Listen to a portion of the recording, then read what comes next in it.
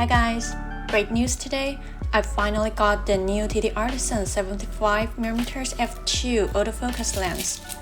This is the first ever autofocus lens from this brand, designed for full-frame cameras. I'm particularly interested in this one because I think it could replace those heavy 85mm portrait lens. Now let's see how it performs.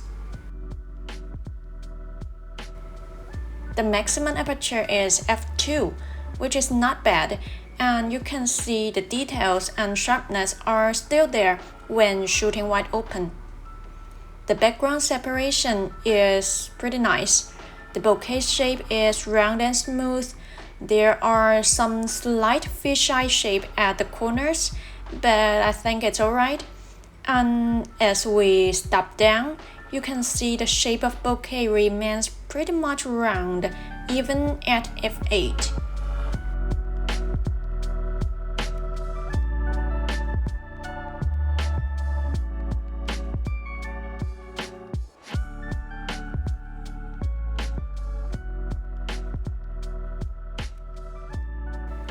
The minimum focus distance is 75 centimeters. I think it's about average for a 75mm lens. You will have to stay at a distance from your subject, but because of the focal length, you can still get decent background separation. And of course, if you need extreme background separation, you can always shoot in APS-C mode, which will give you around 112mm focal length. How about autofocus? Let's take a look at this test footage. You can see from time to time it can be a little bit slow, but I've tried taking this lens for street photography with my A7C II, and I didn't see any problem focusing. So it's absolutely good enough for me, especially when paired with a Sony camera. You might also notice some focus breathing, but it's not unusual for a lens at this focal length, so it doesn't bother me a lot. However, there is something you might be interested. When you focus like this, you might hear some focusing noise, even at an outdoor environment like this.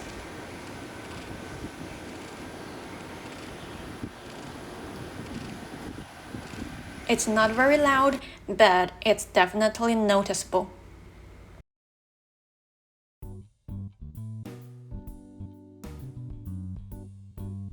When you are shooting against bright light, unfortunately there are pretty obvious flaring, as well as some blue or purple fringing, and this happens even with the lens hood on. On the bright side, I think the flaring gives off an artistic vibe. The shape of the flare looks pretty nice. I mean, very cinematic.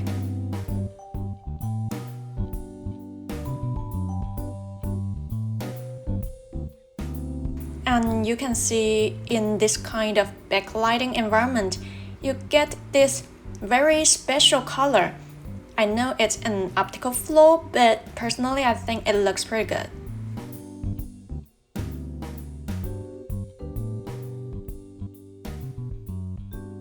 This lens is not designed specifically for video shooting. You can tell that from the clicked aperture ring. But it doesn't mean you can't do it. These videos are shot completely handheld, and you can see the stabilization is pretty nice, even though it's a lens without OSS. It's probably because of its lightweight body. It's pretty easy to hold the lens steadily. And of course, you can see the autofocus works pretty well for video too. I guess the only thing that might or might not bother you is the focusing noise, which I've mentioned earlier. So I guess it really depends on your shooting environment, as well as whether you need to use the audio or not.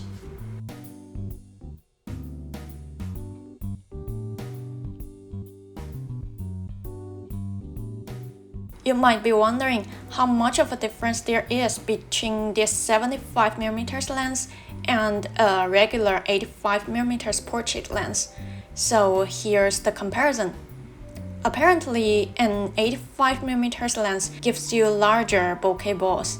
That is for sure, but if we crop the image, you can get very similar look. So here's my take on this 75mm lens. It strikes a balance between focal length and weight and size. If you take a look at those popular 85mm lenses on the market, they weigh heavier than 400 grams at least. So unless you have a very specific need for portrait shooting, I would say the 75mm lens is a more versatile option. It offers nearly the same portrait capabilities with a lighter and more compact form factor. So it's ideal for photographers who want to carry less gear without sacrificing quality. The 75mm focal length allows for beautiful subject isolation and smooth bokeh while still being flexible enough for other types of photography. If you're looking for a balance between performance and portability, the 75mm lens is a solid choice. There are not a lot of 75mm lens on the market to choose from. As far as I know, the already very popular one on the market is the Samyang 75mm f1.8 autofocus lens. If we only look at the specs, the Samyang lens might seem more appealing since it is even smaller and more lightweight than this TTArtisan lens. But remember, it's also more than $100 more expensive. I'm thinking about making another video comparing these two lenses so that you can have a more thorough understanding about these two on image quality and autofocus performance perhaps. If you're interested in how these two lenses perform, feel free to leave a comment to let me know. And of course, if you have tried any other 75mm lenses, also feel free to share with me. Thanks for watching. I'll see you in the next one.